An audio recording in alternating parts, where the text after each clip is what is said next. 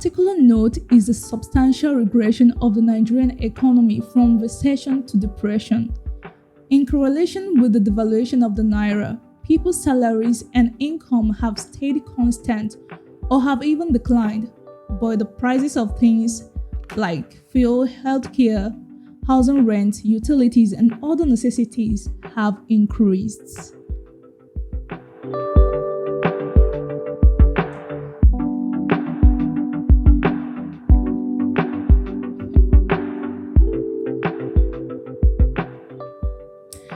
Chinua Achebe wrote, and I quote, "Eneke the bird says that since men have learned to shoot without missing, he learned to fly without perching."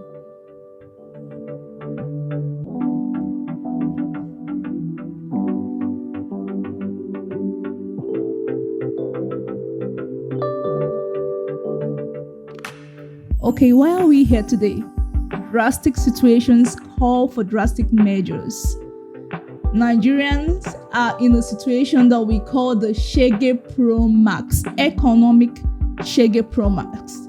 And today we are here to look at the general situation and what might have caused this. And then we'll give you tips on how to survive the days.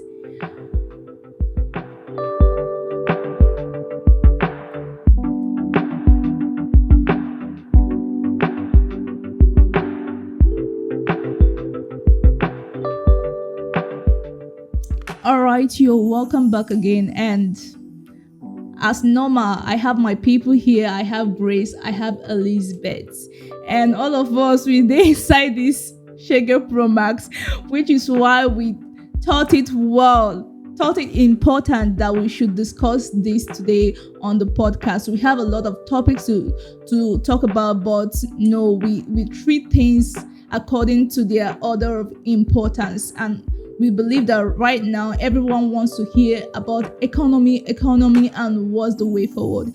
And as you join us on today's podcast, be rest assured that we have something to tell you, one or two things to tell you about the economy.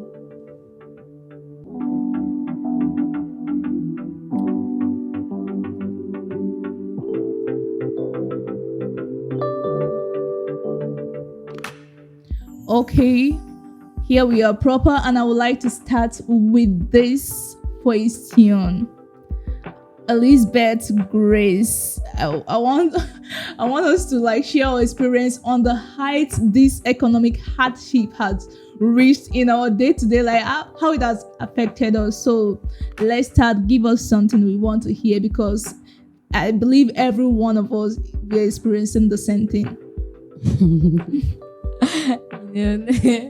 The thing is funny when we are really talking about this economic issue, because do you know why I'm laughing? Okay. I just remembered years ago when we were growing up, my parents will tell you don't know things are hard. Things are hard. As in this era, now what are they going to say? Wait, someone said something that Chinua Achebe wrote, "Things fall apart," years back.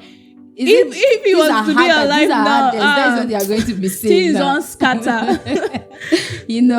Nigeria is sitting on a queue of gunpowder right now, which is it can explode anytime. Just God save us. That's what the point we are now. If I borrow the street words, there's a pressure to war. Not be saying pressure to war. So I just keep on laughing about the issue, but because if you go to any newsstand this morning, even as from 8 months ago, all what you can be hearing is about this economic issue. You understand? Yes. And when you go to the marketplace, you will see how market women and even the buyers, the consumers, the way they are, they are not even talking, they are lamenting. It's a word of lament for them. So that is it. And where do we get to this extent? We get to this extent when we have set of people who just went into they do every possible means, every desperate possible means to be in power, but they never put us at heart. They never put the masses at heart. They are just there for the power.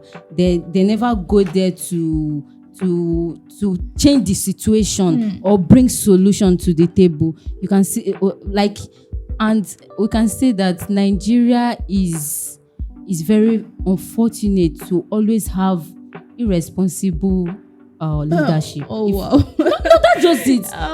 There's no word. I believe we are being honest now. Let's just believe there's no ways of saying it in a manner that maybe let's say it the way it is. We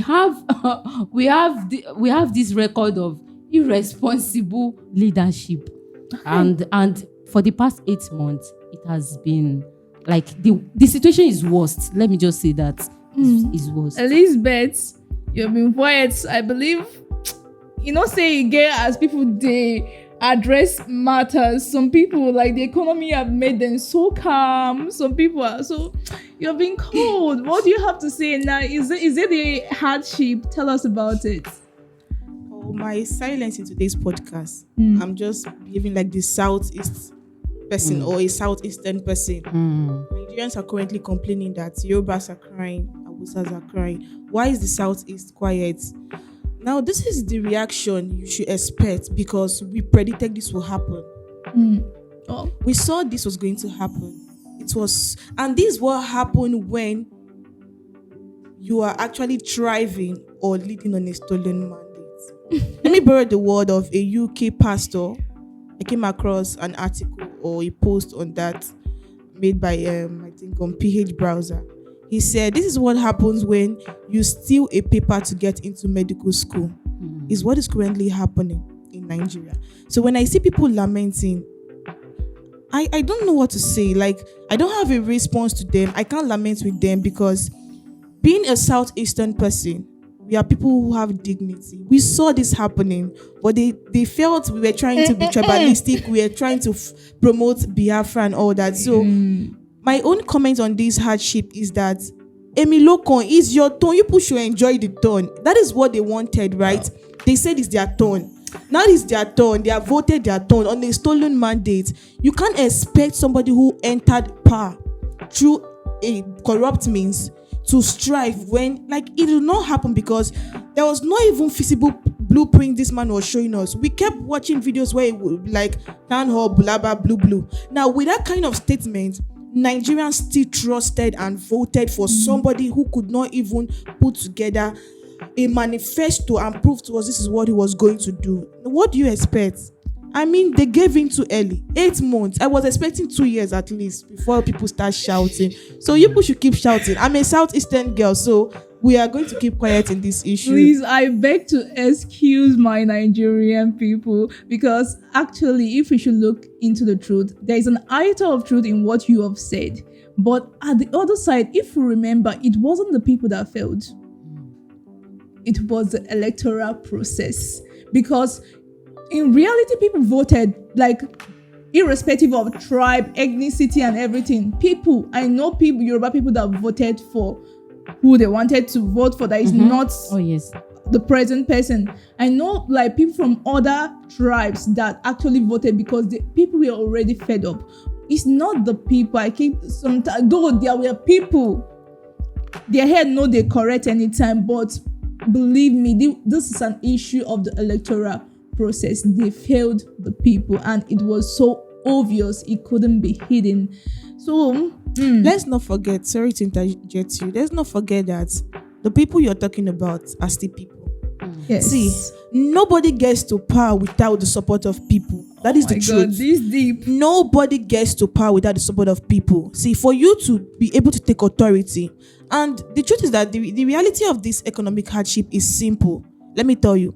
The knowledge gap theory explains it. The poor will keep getting poorer. The rich will keep getting richer. That is the only way the rich can dominate. Yes. And see, in the principle of making wealth or maintaining power, you have to ensure people suffer.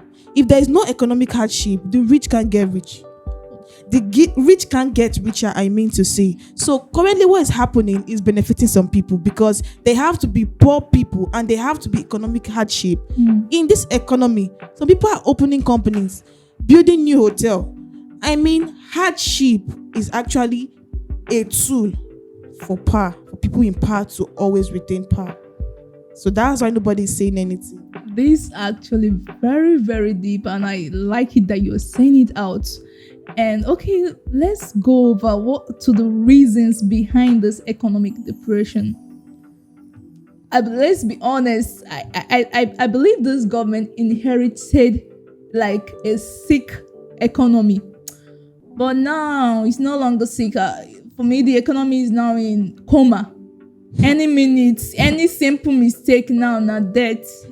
So let's look at what do we think is the problem or problems behind this economic hardship. What was the mistake made? Because believe me, the former administration, people were suffering, but it wasn't to this extent. It wasn't to this, and the period it was very short, very short. There was no first impression. Let's take that one and manage and say, like, the first impression was so bad. They didn't, no pretense, no even at least packaging for the meantime. We started suffering immediately. So what do we think is the problem? Okay. My response to that is that, I'm not an economist, but... Yeah, say it from every aspect you want to come from. I think I'm in my 20s now, and I have get some experience, a little experience for the past 20. If I can't measure my age for the past 20 years, for me to say maybe something reasonable about this. Yes. We all know in Nigeria, our economic cycle is majorly revolving around petroleum and what's it called? Exchange rate. Yes. Exchange rate. So if something is being tempered, if that two major thing is being tempered, that means there is a problem. Exactly. That means there's a great problem. So, like, okay, they wanted to do something about the dollar. They said they want to work on it, but it ended up being floating up. You understand? So it ended up being floating up. So that means they must have been doing something. They want to do something that is right in a wrong manner and in a wrong time. I believe in a wrong manner and in a wrong time. And because these are the two major things that is revolving around our economy. So if definitely you want to do something about these major things, you must have sit down, think, I'll check balance it up. So before you know what to do, you don't just have to make any move of something. Okay, Elizabeth. That is to say, for what Grace has just said, Nigeria has an over-dependent economy. Now, it is no news. I mean, the giant of Africa has been reduced. I saw something. Right now, Ghanaians are laughing kiki at us because our naira keep losing its value. Now, let me say something. Why this has gotten to this point is that Nigeria has a weak economy right from time. It is no wonder why a giant of Africa should be tagged an underdeveloped nation, not even a developing nation. Like they left underdeveloped. They left developing, and went to underdeveloped nation. That is to say that an economy that is underdeveloped is depending on importation. What are we exporting? If I could remember very well, if I can recall when I was young, Nigeria used to be one of the largest exporters of petroleum. What happened to our refineries? All of a sudden, we started taking our oil. So that it doesn't mean that the government, the loans they borrowed, please, China, come and pick me because I'm tired of this country. I love that we borrowed money now. They should come and adopt us. As I was saying, China, you can come. I've changed my name to Elizabeth Line. As I was saying now, what happens to all the money that has been borrowed? Why was it not directed towards fixing refinery? Yeah. Now, another thing is Nigeria is neglecting the raw resources we have. Nigeria is blessed. Look at recently we had the illegal mining activities that brought out that we have gold. is someone telling me that nobody is taking this gold and, selling it? I mean, there are countries who need this. Nigeria has a lot of natural resources. If you check our coat of arms, it's clearly depicted there that we are blessed with, a soil that can produce good agricultural products. I know of countries that today the economy is blooming because of they do agriculture. What happens to the agricultural products we have in Nigeria? Why are we not exporting any? So because we are an economy that is dependent on other countries. Yeah. And you know what the US do, the world power, is that the reason why Nigeria is very important to the US is that we, Nigeria, make the markets have more money. And so anytime the US decides to move, it affects our naira. That's how bad it is.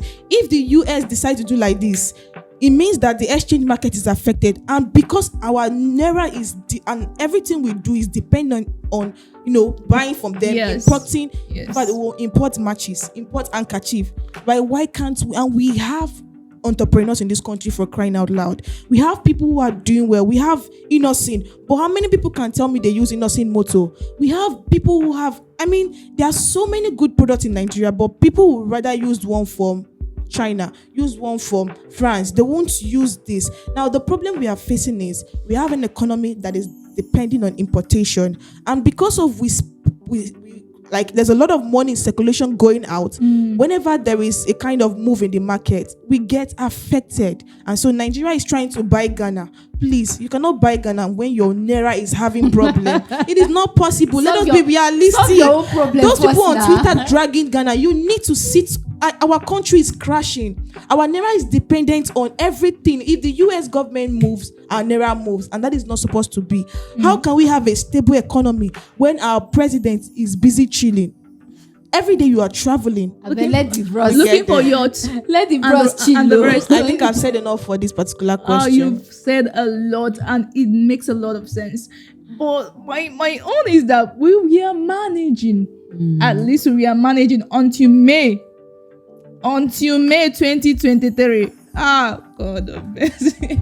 A month we never forget. So I think if you're talking about the present problem that we have now, I think is the economic reforms that we have made. You're talking about removal of fuel subsidy. What do you have in substitute for that? Because what is expected is that when the subsidy is being removed, the money is being channeled to another aspect of the economy, but rather we are recording losses. Let's not forget that many countries are experiencing inflation right now, recession. Yes. And for the US, the truth is that because of these things are happening, they also have to increase the price of things so that they can, their GDP can be adjusted and all that. And once they increase, salary go up and all that and stuff like that. And now because this country have to move the price of things, Nigeria gets affected badly. So we are running on their own. We are surviving on importation. And I heard that your president is about to ban. I don't know how true that is. He wants to ban importation. The truth is that Tinubu might have good manifesto, but the problem is he has so many plans. He has so many moves, but the plans are weak. Look at subsidy removal. There was no substitute plan, like you just said. Okay, if you ban importation, is there any plan to make the agriculture sector do better? That's where I want to come in. You're closing up borders, whereas we are importing rice from places like Togo. And let me tell you something. What do you expect? Scarcity is a massive weapon to move people's mind and to make people to do what you want to do. Let me tell you something. If you want to control people, make a resource they need scarce. You will see how you control people. And once they now say, okay, let's ban and close importation, then you see the beast in them. No rice is coming in, nothing is coming in. Believe me, you see Nigerians can be easily influenced. In fact, 100 naira will buy someone. And I perceive maybe this is a way of, in 2027, people will still make mistakes. It's not a cause. It's like that don't know juju that we love suffering. And scarcity, like I said, when you make people suffer economic hardship, you control their mind, you control what they do. I mean, these are things you can only learn if you follow people like John Obidi. He reviewed this. Scarcity is a massive weapon that any government use to retain power. Once you can ensure that people are lacking something, you can control them, because at that point they are begging you. They are begging you to do this. They are begging. Everybody's begging. People are protesting. What is he saying? There is nothing you can do. Okay, that's very well said. And I'm coming back to you.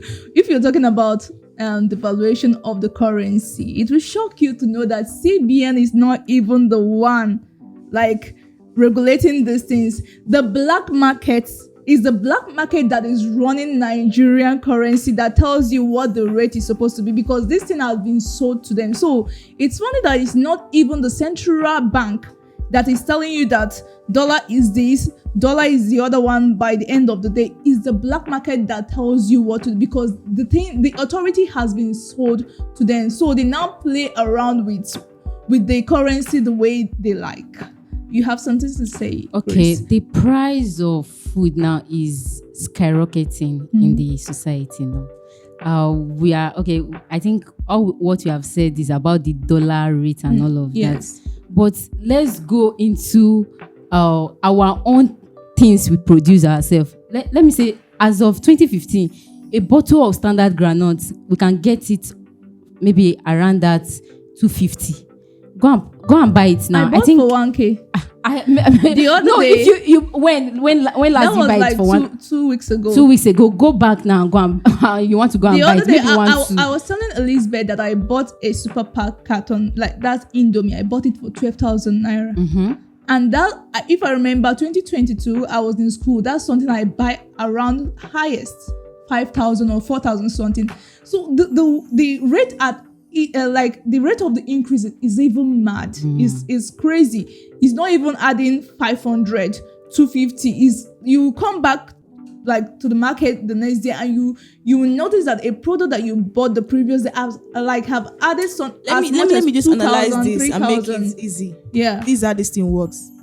Now, once inflation happens, now this is what happened. Companies at the top, they are getting affected too. Yes. They are spending more money to buy diesel. In fact, the cost of production is going high. So it has to reflect in the price of goods. Remember that we have a distribution chain. It moves from those who produce down to somebody who is buying wholesale. Now the wholesaler is going to add his own fee. And sell to the retailer. And sell to the retailer, who is going to add to sell to the consumer. Now believe me, at the end of everything, we are the praise. These people are predators, so we are the one who end up suffering. This company have to make their money, so they have to increase the price. The end thereof of everything now is Nigeria as a day. We are in soup because we are the ones suffering the brunt of all this happening. It's not going to affect your favorite influencer. They will make their own money. It's not going to affect anybody. We are still the prey who's going to suffer. So everything that is happening is still we that is suffering it. Okay. Where I was going to is not the manufacturing aspect. Yeah. What we are producing, the local things, the local things that we are producing ourselves, that we are cultivating ourselves. We cannot shift our attention from the insecurity that has affected our economy too. You understand? Yeah. Like if we go into that, we see how the harm it has done to our economy too. When farmers cannot go to their farmland to cultivate. This groundnut that we are talking of, we are not exporting groundnut. It is within Nigeria. So if and we know Nigerians, an average Nigerian, we are an opportunist. We find opportunity in little things. Maybe because we are talking about the dollar, we too want to bring dollar into things that we are producing in our local environment. But I don't blame them in the sense that any retailer that buys something, he or she will want to inflate it because he will be assuming. When next I go back to the market, I don't know what the price will be. Yes. So I'm not blaming anybody, but however, we are still doing ourselves.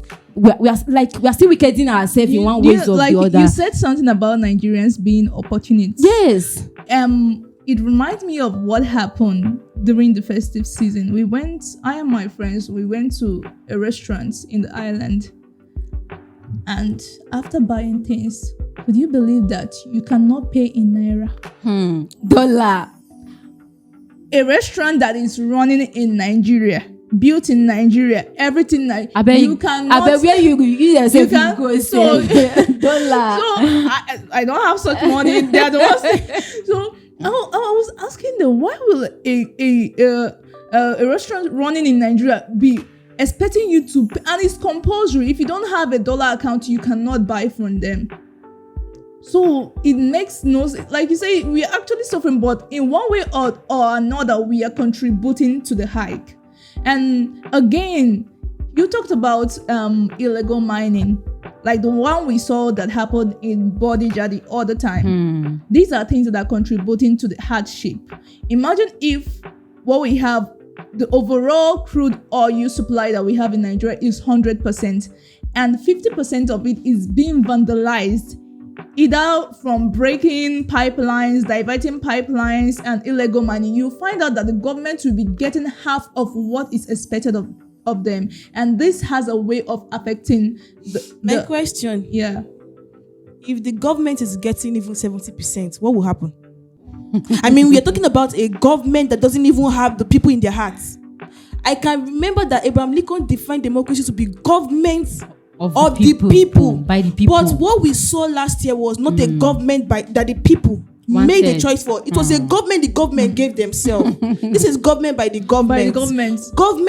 In fact, they would have just told us that we are practicing oligarchy, or maybe a system of government whereby a few elites will just say, oh, this one is the best person, let him lead. So when you are saying that illegal mining has been diverting the funds that government are meant to get, how many funds have been given to different sectors can they have credit for? We have the case of Betta Edu that embezzled how much? We have case of previous governors who have allegedly embezzled funds meant for public affairs. So many roads right now that have been awarded, but yet nobody has done that road for many years. Now you telling me that EFCC is not doing anything? Let's be very sincere.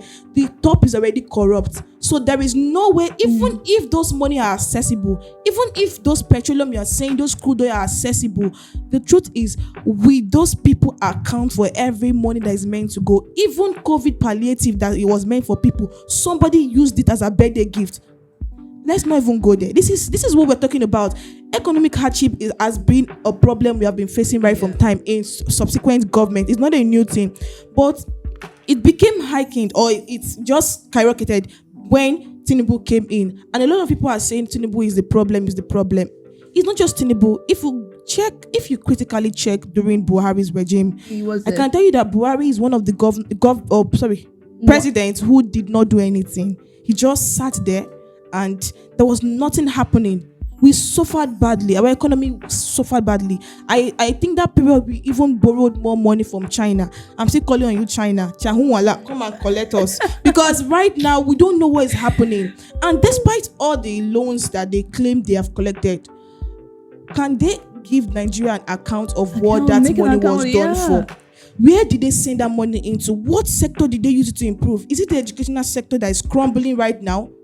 Is it the health sector that you go to the hospital, it takes you almost 6 weeks for you to do one test and get the result? You're talking about transportation. How many we need rails to check all in these Lagos things. Are dormant? They're nothing. People are even selling market on top of the rest. Economic hardship. Going on Every sector is increasing their fee because they are facing the brunt.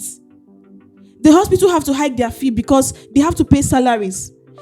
Schools are increasing fee. Look at university, like how much are they paying right now? A lot of things happening because these people too have to pay their staffs. Do you know that our medical personnel they are traveling? What will you do? You can't tell me that the government is credible or responsible with what we have seen in Nigeria. Believe me, even if we have those money, we will still be facing the current situation we are facing right now because some people are hoarding the things that belongs to the citizen. I love it that we are venting. The cheapest protein is now 150, which is egg. 150. I want to go and buy egg 2 days ago. They say 150. The cheapest protein we do have. Egg. I think I grew to meat egg for 15 naira. 15 naira. I grew to meat egg for 15 naira. It's now 150. If you're talking about you grew, it will be like 50 years ago. No, now I'm just in my 20s. Few years back. Let me say like 5 years, 7 years back. You understand? All these things were not like this. So it's so fast. So this is what have pushed. We saw the protest going on in Ibadan. Is it 2 days ago? Yesterday, save. Yeah. one thing is that when you have pushed some people to the wall, what you are going to expect is not going to be funny. And any protest have a potential way of turning around. Either if it is a peaceful protest, this protest they just started. I don't know where it's going to. That is from my history of protest. This is how ENSA started now in Nigeria. It will always get hijacked. Sure, you understand, because there are different characters out there. My people who are looking. It will get hijacked because I've read history. Like when I studied history in school, and we read about revolts, revolutions, protests, and you see that in those countries, like they suffered like very, very like great hardship, and at the point people could not take it again because they have been pushed to the wall. And but one thing about them that is different from Nigeria is that they were focused. All of them were focused because the whole population, they have got fed up, and they didn't allow anybody, any government actor or any person to distract them. But in Nigeria, the case is different, because give them a week or two, somebody is going to come in and distract or hijack, and that is the end of the protest. Okay, I believe we have said enough. I love it that we are venting everything right here, and we have said enough about the causes of the hardship. We are now coming down to drastic measures that needs drastic solutions.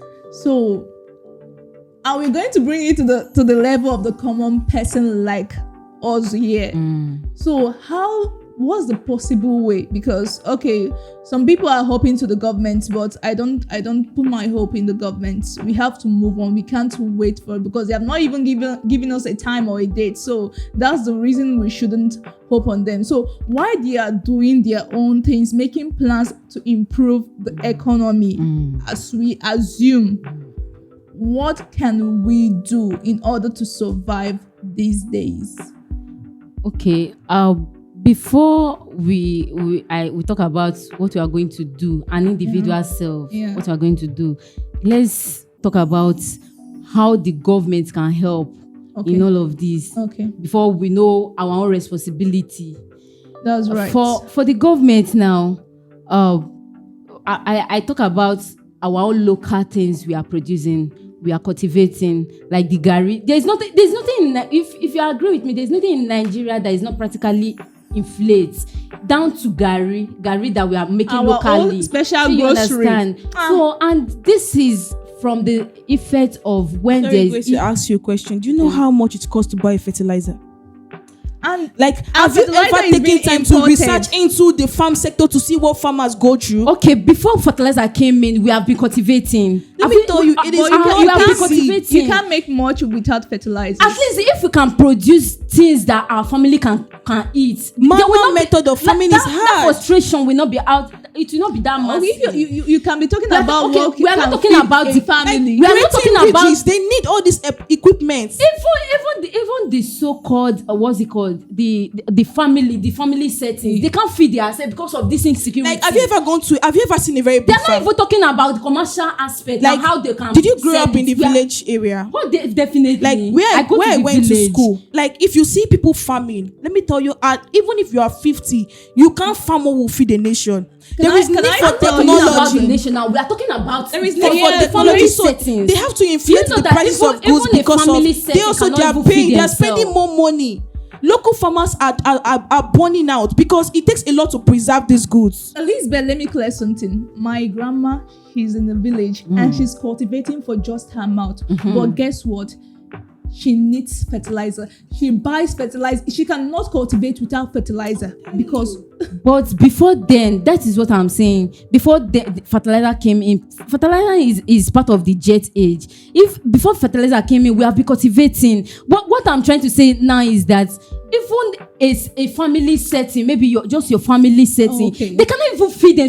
People are scared to go to farm. I don't know if I understand. You're not putting it in the bigger picture. What we're trying to tell you is that even if the government will intervene in the farming sector, there is need for money. They need to empower many farmers in Nigeria because if I did agric in school and I know people who are farmers, people even like doing poultry business, let me tell you, do you know how much it costs to buy a feed for a bird? Like, it costs a lot to even do poultry business or fishery business. Now bring it down to the farming sector, our locally produced goods. Even if you are saying that we had other means before now, like maybe we have decomposed leaves, we have manure from cow and all that.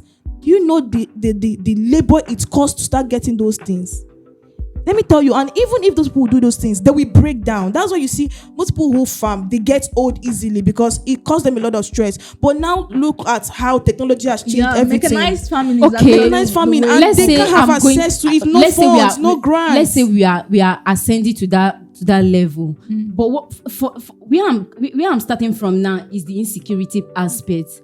Even if they provide all of this and there's no security, well, we are not going anywhere. We are not going anywhere. If the government can provide security, encourage, just as he said, encourage these farmers with maybe some things, empowering them, just as you said earlier on, empowering them, then encouraging them, then guaranteeing their safety.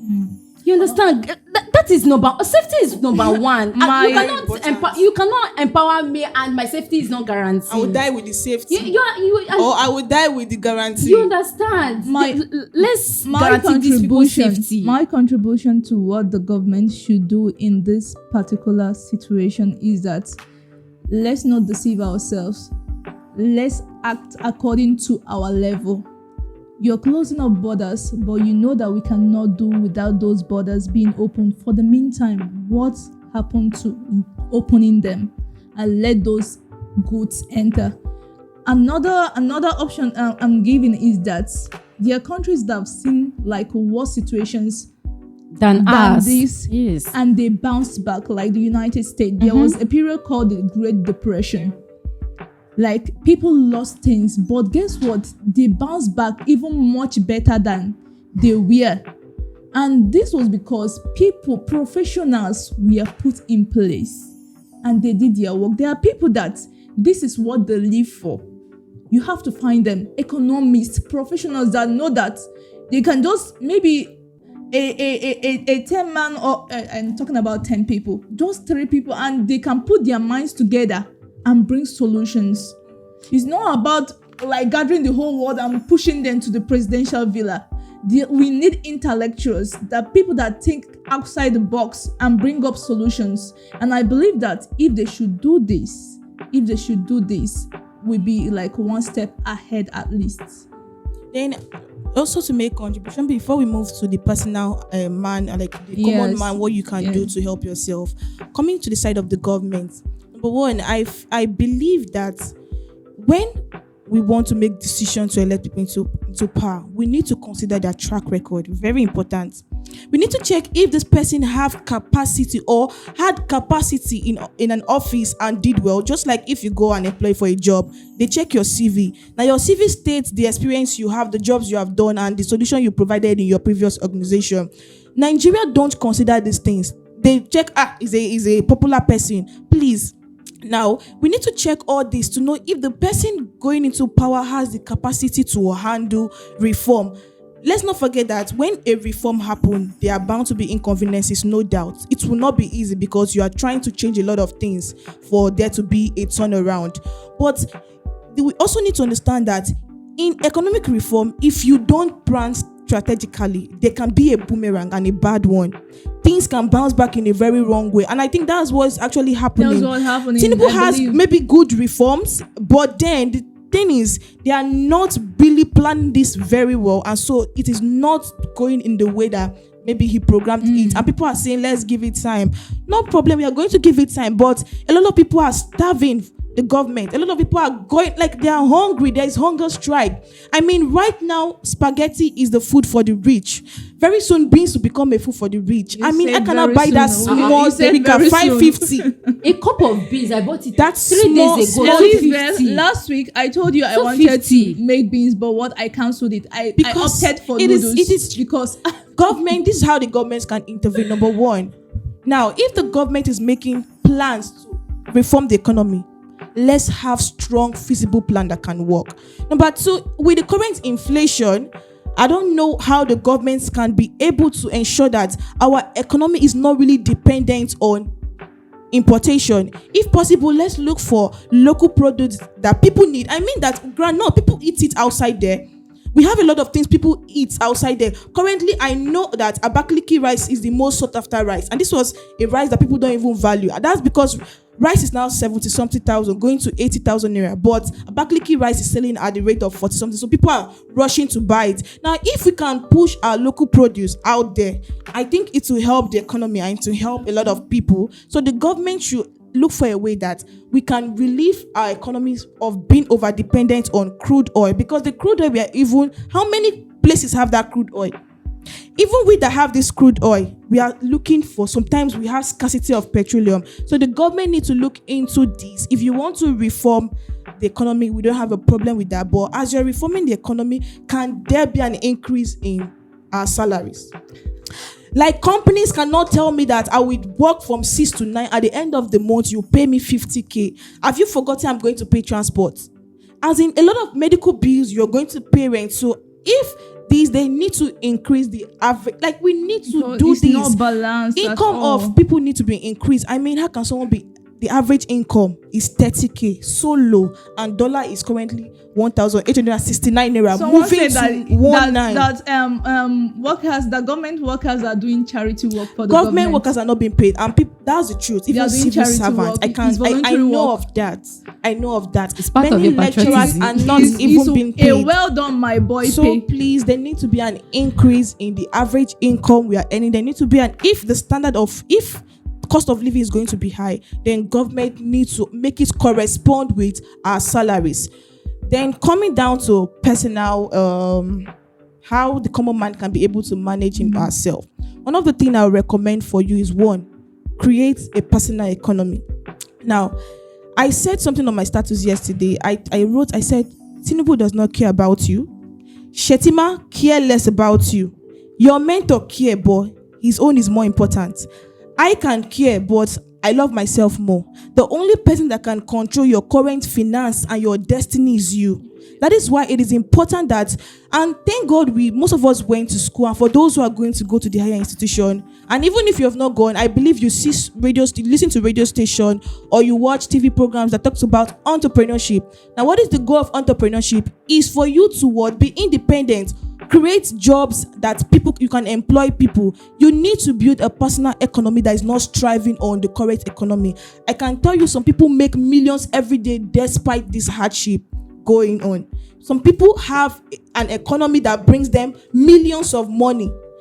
You go online on Facebook, you watch content on TikTok, you are crediting somebody's account. This is something that is serious, so we need to talk about it. Yeah. Some of you go to YouTube, you subscribe data, and you are watching video, you are liking it, kikiki, you are laughing, you are watching Sydney Tucker, you are watching Brain Jota, you are putting millions in their account. And it's not their fault. Everybody attends. We need to relax. I am coming somewhere. Yeah, he's coming. Everybody is tense, and these people are banking on your tenseness, because the way they can earn money is if they make you laugh. Let me tell you something.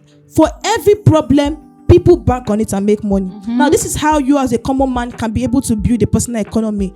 There is something you can do. What do you know how to do? If you know how to make hair, you can make money. Social media is a place anybody can become something. In fact, this child of nobody can become somebody on social media. That's how powerful that platform is. What can you do currently? What do you do offline? Right now, people are experiencing low sales.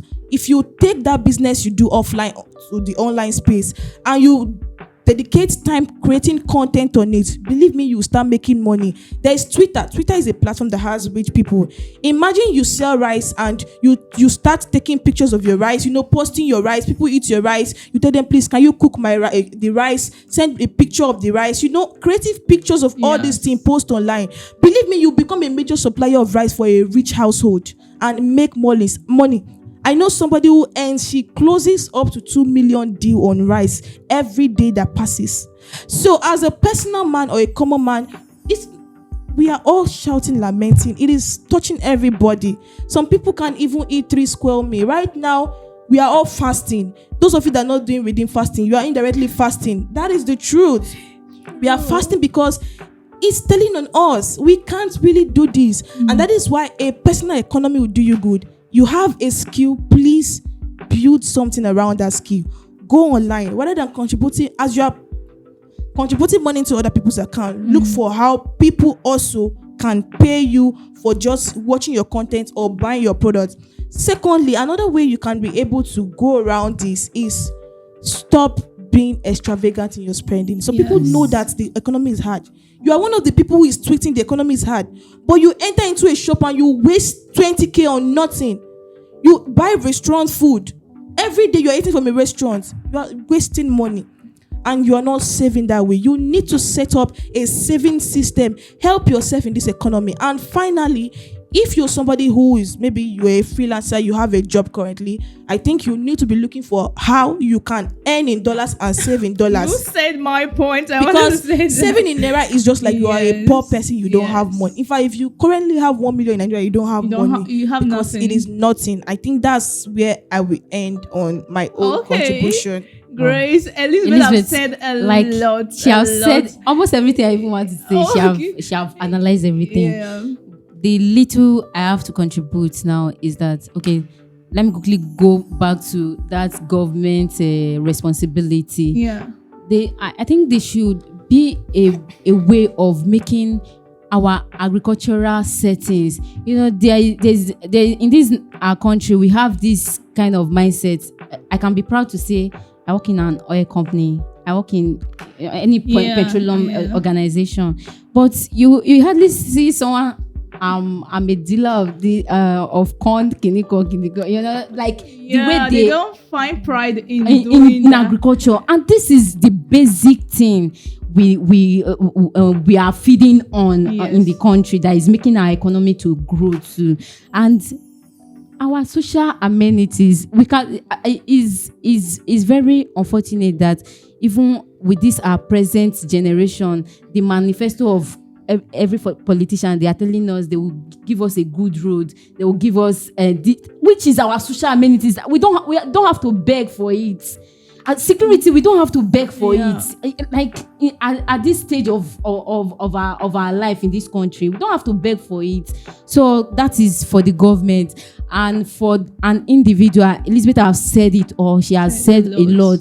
What I just have to say, contributing to her words, is go back to your record.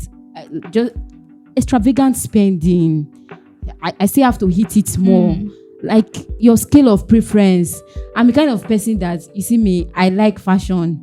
I like fashion, but you see, since this, it has hit on me to that. It has hit on me to that. Then you rest. Make I rest. Make I rest. Since this year, I don't think I've bought a singlet for myself. That is it. So things that you know that is valuable, that it will add value to you, spend on it. Than things like for the past 2 days, I've not subscribed my phone. Because of the economy. Because of the economy take hit you like this. I know that's just a fact. I've not subscribed my phone. When it becomes 500 naira every 2 days, then how much will I be saving? No. So how much is federal government paying me? So I just have to rest. So just scale through from this hardship. That is what we keep on believing. Okay. Even from our forefathers, they keep on saying, but we know it will go better. Yeah. Other countries have passed through this stage and they prevail. I know we will prevail in Jesus' name. Amen. Okay, you've said a lot, and I love all of that. My own little token, which is more like what they've said, is first, live according to your means. Don't try. Nobody is even looking after you to impress at this very time. Don't try to impress, and live according to your means. You know what you want and what you need, and you should go for what you need. I can remember that. Okay, let me say, last year, I and Elizabeth, Chicken Republic, they know us. Repented. They know us. Every time we just branch and go and buy 2 packs, like even Kilimanjaro. Please, favor, you're the one that used to buy 2 packs. You're the one, not me. Yes, I buy 2 packs. We go to Kilimanjaro, we buy shawarma and all. But believe me, since this year, I went there and they say shawarma is 2,500. I said, okay, That's it for me. You're no longer seeing me. I've not been to Chicken Republic the whole of this year, and that is me adjusting to the economy. So what we should do is that we should adjust, live according to your means for the meantime. And again, in accordance with what Elizabeth said about career, trying to boost your career through the use of social media, I think for like people that have like working skills, I believe that we should seek like more qualifications and like get more degrees that can help you to get jobs that will pay you in dollars, because right now the big deal is earning in dollars. Naira is nothing for now, so get something that will pay you in dollars, so when you convert the currency, it will be something bigger. And for people that are doing occasions, I think that we should be doing something budget friendly. There are people that are spending millions just to entertain people on your wedding day. Then you and your husband will go home. You now go start, they argue, they calculate, they do quadratic equation and everything to know how much. It doesn't really make sense right now. Like, whatever you are doing should be budget friendly, in accordance with don't try to impress anybody. Everyone's mind is chasing money right now, so nobody's even looking up to you to impress them. So it boils down that we should live according to our means. And also in terms of health, I think we should be looking up to preventive measures. Don't allow yourself to catch that malaria or typhoid or anything. Do whatever you can in order to prevent it. Don't curing, don't spending your money on repellents, and there's a lot of it, because to treat malaria now, you have to be a very rich man. I'm talking about being rich. You have to be wealthy to treat malaria. Can I come in? There's one funny status I viewed sometimes ago concerning youth corps members. The person was advising, he said, you as a male, that your target your everything you want to target is girls, maybe around when you go for service. Just know that what's it called, augmentee is now 7,000 something. You're not 7,000. No, augmentee is like 40K right now. So you understand.